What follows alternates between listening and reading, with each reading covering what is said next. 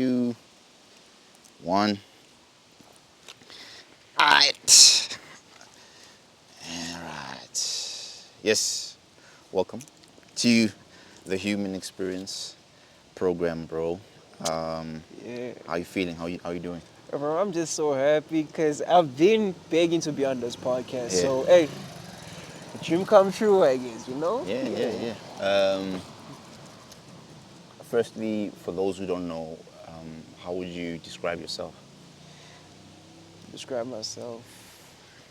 Well, my name is Zealand. Well, that's my artist name. My real name is Sleucio, but you can skip that. Yeah. How would I describe myself? Energetic, creative, Mm. and bubbly. Yeah, Yeah. yeah, yeah, yeah. And then speaking of creativity, we speaking of music. What's the relationship like between your music and family? Music and if I'm being 100% honest now, I genuinely thought that my parents wouldn't approve of me making music, Sure. like just the whole African mentality of like, no, focus on your books, focus on this, Sure. focus on that. But they 100% supportive, and that caught me off guard. Yeah. And just goes to show that my parents always have my back in whatever I have. And though like I may not, well, this was my crew. I may not yo, English. I may not project the most positive message, right? Yeah. But they always post my links. They always ask about my shows, which Yeah. is coming up on the 3rd of May. So, my face, yeah. Come through. And then, when did your relationship with music begin? My relationship with music began in 2020. Yeah, like music was always prevalent in my Yeah. life, but I feel like I became more serious in 2020 because, the whole COVID Yeah, yeah, pandemic. yeah. I So you were, genuinely thought I was were you going to making die. COVID music? No. That's so cool. Some COVID music. But like, I thought I was going to die and I realized that I don't want to die not being good at anything. Yeah. So that was just a time in my life where I just, doing different things like drawing. Sure. What else did I do? Poetry, and then I stumbled upon music, Yeah. and I found artists that had such a good fan base. Like I'm not sure if you're familiar with NF. NF. Yeah, white dude. Always compare him to Eminem. I think I've heard like some few features.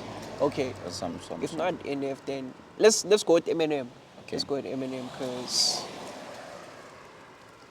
when my mom was, oh, now I have to go deep.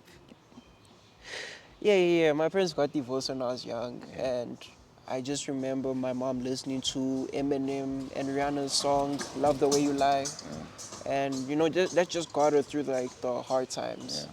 And that's the type of music I want to make, not like on some angry type of vibes, Yeah. but music that motivates people, music Sure. that gets you through hard times. And then like 5. It's been now what, 5 years? Yeah. How's that journey been like for you since you started the music journey? Um, no, definitely a few ups and downs. When I got into the industry, well, I'm not even in the industry, but like when I got into Yeah. like making music, I discovered that it's a lot more than, making music. There's also like the business side of this. There's also marketing, which I suck at, but yeah. Okay. And then, how have you found like a balance between being critical of yourself and being kind to yourself? Like with music or, Yeah, regarding to both like music, your yeah, music journey, yeah. and just like life in general. Life in general, I I believe like I'm my own biggest critic, and I'm learning to love myself if I'm being honest, Sure. Yeah. So in terms of like kindness and being critical of both myself as a person and my music, like I'm still learning, but the journey is like going good so far. I'm learning not to be like a perfectionist. You know, I'm learning to like find the beauty in the Sure. flaws. You know. Sure. Yeah. And what meaning have you found in like you creating music? That I'm destined for something. You know. Mm. I don't know what it is yet, but I know that Is I'm it is this. it bigger than you? Oh, yeah, yeah, Yeah. for sure, it is bigger than me. Yeah. Like, I know it sounds like a cliche, but I genuinely feel like I can do something great. Yeah. Yeah. And then, what do you think like listeners when they listen to your music? What should they what should they connect with? What do you wish for them to connect with in your creative process? Like with me, I try to incorporate my interests and hobbies into my music. Yeah. So, like we spoke about, I'm a big comic book geek, Yeah. so I'll always like make a reference to characters, and I hope that I know that a lot of people don't get it because you know Sure. we live in a generation where people do not want to really listen. You know, they want to vibe, but I hope people can be indulged in the stories Sure. and in the punchlines and what I'm really trying to, you know, And then can say. you go through like what's your writing process like? My writing Yeah. process. I listen to a lot of poetry. I watch battle rap, and you know, I just walk around my room just freestyling. You know, like if you want to get better at a particular thing, whether it's like drawing, playing soccer, Yeah. producing, you know, I feel like you should do said particular thing. Like rituals, like habits, like Well, yeah, let it be definitely, like a habitual thing. definitely. And I have one question for you. All One right. question for you. How did you get like involved into producing? What motivates you? Who is Neo? I know it's Neo, guys, but Yeah. Neo. Uh, first of all, this interview is about you, but I'm gonna touch on it. Boo. I'm gonna Yeah. touch on it. How did I get into it? Yeah. I just remember it being a feeling, man. 2013, just around grade 11, and it was just a feeling. It just hit, and then it was like, nah, I wanna be the man behind the sound. I didn't know how. I remember just like 2015, just late after like 2 years later, once like after like I've matriculated, Yeah. I was asking Farai, shout out to Farai, like, yo, dude, like I remember reaching out like through Facebook, like teach me how to use a FL. You know, Yeah. I was like, first of all, send me the FL because I don't have FL. Yeah. You know, but yeah, it was just a feeling. In terms of how did I get into it, it's just knowing that I wanted to be the orchestrator of the music. I wanted to be behind the camera, even though now we are in front of the camera. But I want to be behind the sound. I wanted to manipulate sound. I wanted to design it how I wanted it and how I heard it. So I think, yeah, it was just like a feeling that came through unexpectedly. And I started listening. I just started hearing sound differently from that point. So, who are your biggest influences in terms of like music? Definitely Ninth Wonder, Ooh. Pete Rock, Jay Ooh. Dilla, DJ Premier, The Alchemist, Uncle L. Uncle L. Speaking of the Alchemist, you know your beats low-key remind me of him. Is it I swear to God. the older version of him, or like, because he changed also his sound around the 2010s. There was a new movement, him with Rocky Marciano, the Cars, as I was explaining to you, like which artists I'm listening to. Yeah. Car, Rocky Marciano, the Chemist, Currency. Like there was a whole movement. So, which I'm asking from like which era of Oh, the Alchemist, you know, the The Drumless. Ecoli era, the one that he done with Earl Sweatshirt. Yeah, Okay, okay, okay. yeah. Yeah, yeah. I think I started listening most to his music around that time. So, yeah, yeah. Back to the regular schedule program. So, can you give us like a picture of how your writing process is like? Like when you're just sitting and just like, okay, now I want to pen it down. What's that picture like? Well, I'm a big believer of life imitates art.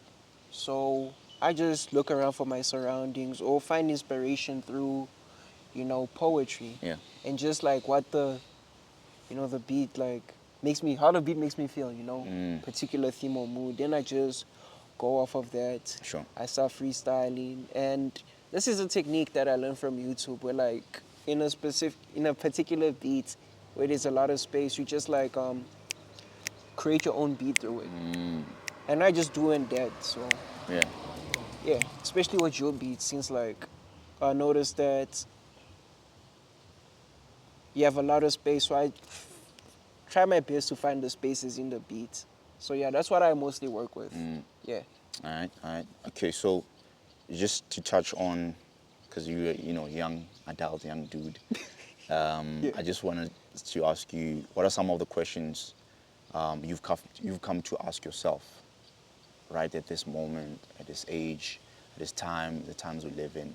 What are some of the questions you can think of your head that are just keep coming at you and you keep asking yourself at this, around this time? Am I worth it? Yes, Steve? Do I, am I, is this really for me? Like, Yeah, in terms of music, also, what am I doing with my life? Those are I'm sorry for getting gloomy in your yeah, podcast, yeah, but yeah. like, that's just the questions I find myself asking me, yeah. And I'm still trying to find the answers to those questions. Would you say have the, I guess, the gloominess, has it derailed you on that path? Would you say has it? Well, no, no, no, no, no. Because I have good people around me. They keep me grounded. That Yeah. remind me that it's really not that deep, bro. Yeah. You should just do you and just focus on the good stuff of life. Yeah. Yeah. And do you have worries of tomorrow? Do you ever worry about tomorrow? Always. Yeah. I'm even worried about tomorrow right now. Like that's all I think about. But I try to live in the present time Yeah. because just try to be aware of my surroundings and what's happening in the current moment. Yeah. Yeah. And then lastly, last question, what are your hopes for like the next 10 years for you? Hopes for the next 10 years. I really want my music to, be really big. I also, never mind. I want my music will be very big in the next 10 years. Speaking into existence. Yeah, Yeah, yeah. that's what you must do. You gotta believe. Also, hope to make a lot more music with you. Yeah, As long as I'm alive. As long What as you I'm mean, as long alive. as you're alive? I'm gonna be putting out the work, yeah. Also, hope to I want a wife and kids. Yeah. Just want to have Family. a good family, yeah, financially Yeah. stable, never have to worry about money, Yeah. and yeah, just live my best life. I don't know. I'm gonna close it at that. Looking forward to the next show. What about you? Hey, What do you hope for in the next 10 this years? man. Hey, put him in the spot. Look, man. If like anyone listens to the my music and the concepts, Yeah. right, the message behind the instrumentals, I've been dealing with like a lot of just grief, and so that has kind of like taught me to feel like I just want to do everything that I can possibly put my hand on. I wanna. I've felt some days I feel like I'm starting to value family more. Amen. Uh, Amen. yeah, man, and just like, what does it mean, to just have family and to nourish those connections.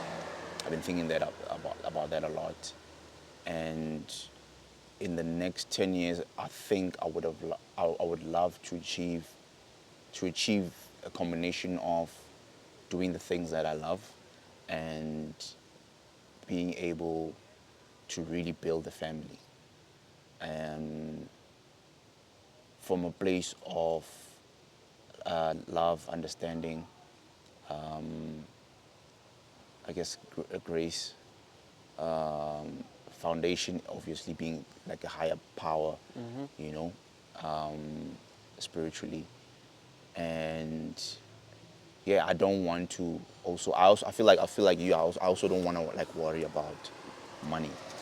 I think I. What did he say? He said interview. So so yeah, I don't want to be attached to the things of the world. I want to Amen. I want to put out some amazing work. I want to give back. I hope to give back. I hope to be a giver. Yeah, I hope to connect with more people, man. To meet more people like you, young cats like you. But like I said, for me, it's like being able to connect before anything else. Being able to connect on a human level, and then just allowing that to fuel the creative process. So yeah, yeah, man, death can change your whole perspective on life itself. So I think if you're talking about 10 years, Yeah. I'm thinking of life. How old are you? 29. Bro, because you were talking about death and stuff. I I'm mean, like, bro, look, the only death, because of I speak from losing someone, yeah. right? Like a sibling. Oh, So, and it's still like a fresh thought. So I can only speak of it, well, now I speak of it from a positive place, or I try to speak about it from a positive place. So, but it's not something I speak of like negatively. But I do find myself, remember what I said to you, is like that Charles Bukowski quote that I told you about, that, you know, like find something that you love and let it kill you, I think. I'm not sure it's Charles Bukowski, but it's that's find a something, bar. That's a let it bar. kill you. So I think I'm on that path. Yeah. Hopefully it doesn't kill me. So, so yeah, man. Hopefully it doesn't. Yeah, thank you for making time, Nah, I got you, bro. and Anytime. thank you for making time, and then hopefully we make something else. Definitely gonna make a second episode. Yeah, this is the Human Experience, bro, and I want it to like be meaningful to both me and the person that I do have questions for, you know. So yeah, any last words? Don't forget to like, comment. I'm joking. I'm joking. And Hope. subscribe. So yeah, and out.